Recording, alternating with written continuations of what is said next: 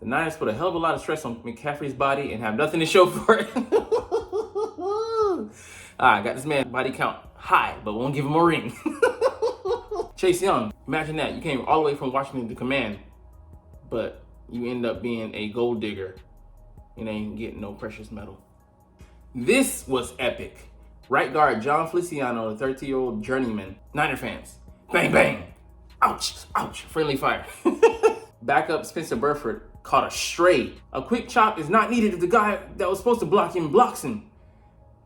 Sheesh, I opened up my app to get this. Get well soon, bro. Yo, he destroyed his teammate far worse than Chris Jones did any of them. Happy Valentine's Day. But this one is going to be a bit rough, at least for some of you guys. I know, you're watching this video like, where's the love? Well, it's here. Just a tough brand called accountability. Y'all boys talk so much the off season, all throughout the season. After the game we had, yeah, you trounced us. But boy, revenge is a dish best served cold. And I'm here to deliver the just desserts. What's up, it's your boy Cintron coming back at you with another analysis video, and I kid you not, that's my real name. Hey, I'm trying to move off of the Super Bowl, but man, the gifts just keep on giving. Me and this author here, Jimmy Kempinski, have a love-hate relationship because he doesn't know I exist, but I read his articles and he's so milquetoast about the Eagles sometimes. It's just like, bro, are you really a Philly fan? But man, he destroyed the 49ers in this article, and I gotta recap that to you. So anyways, he does the obituary series where he puts to rest all the teams, that go on to lose. And he describes how Kyle Shanahan has coached in 3 Super Bowls and now he has blown double-digit leads in all of them. Epically. My man's turned into Jason Bourne with a hit list. Let's go down the targets. Christian McCaffrey, 3.6 average, and they've had him touch the ball 417 times this season and 381 in 2022. The Niners put a hell of a lot of stress on McCaffrey's body and have nothing to show for it. Got this man body count high, but won't give him a ring. All right, George Kittle, 2 catches, 4 yards, 0 waves to the sky. And then post game, in the presser, he was kind of putting the blame on Kyle Shanahan. And we're going to see a fun version of the blame game played below. Dre Greenlaw, he's one of the dirtiest players in the NFL, arguably the dirtiest. I don't know about that, but he does play close to the vest. When he was trying to get the ball out there, like, what are you doing, bro? This is not fight night. Even though you are in the fight of your life and you're losing like motherfucker. Anyways, he tore an Achilles jogging onto the field to correct Taylor Swift. Karma isn't the guy on the Chiefs. Is that? Yeah, man. Bro. I'm not the one to cheer for injuries, but it was, like I said before, just desserts. Jake Moody, the 49ers spent a 3rd-round pick on Moody, who kicked like he was that.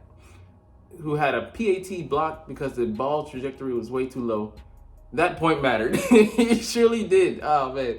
Nick Bosa, 0 sacks. And he tried to farm the next man's land, didn't trust his defensive line and linebacker mates. Tried to make the play on Patrick Mahomes. Forgot his contained pass rush edge responsibilities and let him go right past him. And in his body language, he got Pat Mahomes when he was on the ground. He's like, oh, damn, I fucked up. Yeah, you did. You fucked up epically. Eric Armstead, his nickname is The Blueprint. I really don't understand that because you're just highlight, copy, and paste. Chase Young, it looked for a hot second like Young was going to have the game of his life early on, but then he just kind of disappeared. Imagine that. You came all the way from Washington to Command, but you end up being a gold digger and ain't getting no precious metal. Too young, too fresh. Fuck up out of here. Special teams on one of the biggest plays of the game, a punt, took out a lucky bounce, and the Chiefs recovered. So this guy here, David Lombardi, and without a tremendously unlucky break, a ball hitting off Luter's leg, the 49ers would have beaten KC today. This is right in the wheelhouse of Deebo Samuels. Delusional. This play right here, Trent Williams looked human for a change. Like, the interior line got destroyed. But look here, he goes up against Mike Pennell. I'm like, oh, okay. You want it? You want it? No, get baptized in the name of the Son, the Father, and the Holy Ghost. And then he slides off of him and makes the tackle. Just look at Trent. He's humble. He's humbled, boy. I am so glad that he survived his surgery and all life-altering events, because we wouldn't be able to enjoy his pain and suffering here. I'm saying that. Yeah, I am. This was epic. Right guard John Feliciano, the 30-year-old journeyman, butts heads with fans on Twitter. His own fans. Niner fans. Bang, bang. Ouch, ouch. Friendly fire. So, backup Spencer Burford caught a stray here. He was like, yo, what the hell, man? And then Feliciano was like, oh, damn, I was drunk. So let's read this delicious morsel of juicy crossfire. So whose guy was it? Although not his guy, a quick chop to disrupt his pass rush route would have given Purdy just enough to get enough time to get a pass off. O-line and special teams have been this team's weakness all year. Great run blockers, but got smoked on the pass. A quick chop is not needed if the guy that was supposed to block him blocks him. Sheesh, I opened up my app to get this. Get well soon, bro. Yo, he destroyed his teammate far worse than Chris Jones did any of them. Golly. I'm sorry, bro. I woke up hungover and being a bitch. And trying to have one's back, I hurt you. It's effed up and I apologize. You got nothing but greatness ahead of you, sir. Yo, the fallout is grandiose. And this is not even including George Kittle and, like I said, his arguments, his things he has to take up with Kyle Shanahan, Brandon Ayuk, and his contract snafu with his best friend and girlfriend, talking about he wants out of San Fran, trying to play the whole Debo card last year. I mean, Purdy wasn't great. He wasn't bad, but he wasn't great either. So he was fine. He could have gave Juwan Jennings a shot. I agree with that. And yeah, he didn't rise to the moment. We'll get to that in a short, but yeah. It wasn't a great day for either passer, but we could definitely see why one changes things and one manages things.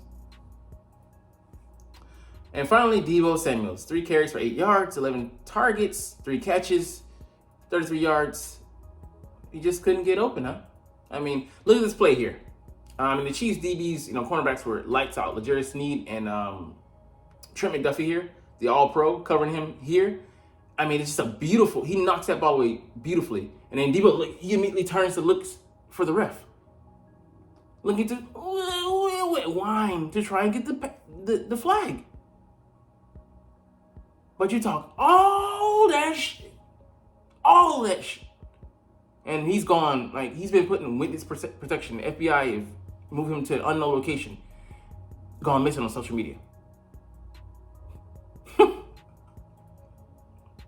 So, you guys deserve it. Yeah, we're there. And all the other teams are there. But boy. Don't it hurt? All right, let's move on to other news, man. So, Haason Reddick addresses the Eagles trade rumors. He comes out and says it didn't come from him. It was just the Eagles letting him know that, hey, we kind of want to, get out ahead of it and let you know that we'll give you the freedom to seek a trade and see where your value lies. So, I mean, he lets you know that he wants to be here for the long term. He said it's been the most fun he's had being here in Philly for the past 2 years. He's a born and bred Philly guy. Camden, New Jersey. He went to University at Rutgers, I believe. So, I mean, he's a homegrown talent, been in Philly his whole life. And yeah, he wants to be here, but they're going to let him explore the market. But there's a little bit of a cruel twist there that, they put the report out. So the issues with me, they're always behind image control. They're so worried about how they look in the public eye. And it bothers me because optics are not, the thing you want to worry about. You're going to let that get in the way of our pass rush, but he is our pass rush. We're not as dynamic without him during the lineup. Let's be honest. And we know that he's underpaid. And he has frustrations with his usage last year. He shouldn't have been dropping the coverage so much. I hope Vic Fangio doesn't do that a lot. Sometimes, yeah, of course. But Nolan Smith, he ain't ready. Josh Sweat, was it an aberration last year, or was that more of just what we're going to see from him? He'll be 27 by the time free agency rolls around next time, but is he still an ascending talent, or have we seen the best that we're going to get from him? These are questions that we need to know the answer to, but I know they don't want to see him unhappy, and we can extend him to let some of that $22 million cap hit be reduced. Also move money around, but what are we going to do with the situation? Let them both play out their contracts? I don't believe that you do that, because Howie loves to have a plan in place, but I don't know, man. I don't know. But interesting thing here. It definitely isn't too dissimilar from Zach Ertz. The contract talk stalled. Eagles played hardball, and he's still a premier player. What do we do? Kind of going the Patriots mantra route philosophy, where we want to get some compensation for him rather than just let him walk away scot-free in free agency. Yeah, we could play for a comp pick, but you never know how active you would be, so it might just be negated anyway. But interesting, how we approach this. Because, yeah, Eagles front office definitely played a little hardball here. Like I said, putting it out there, and then he has to come out and refute it. Makes him look bad. Makes him look, just is greedy. But he's vastly underpaid. The 17th highest pass rusher, salary-wise, in the league. What's it gonna take? Don't know. All right, last thing we're gonna get into here is our power ranking for 2024, before free agency, before the draft. We'll see. They have us here at 10. Like I said, I don't even agree with this. We should be below the Miami Dolphins for sure, below the Rams, who played better at the end of the season, and below the Bucks, who outplayed us in the playoff game. And until we show otherwise, I don't believe that's our talent level, but the way we played, yeah. So major changes have happened. Defensive side and the offensive side. Haason Reddick, one of our key pieces, might not even be here. Some just awkward, sour feelings, in the locker room, because the way things ended. I have to believe they were at odds. Players with other players pointing fingers, blaming the blame game. Staff and players not exactly seeing eye to eye.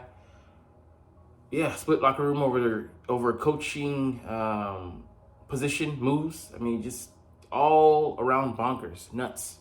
So Jalen Hurts, there's definitely a path for him to reemerge as an MVP candidate.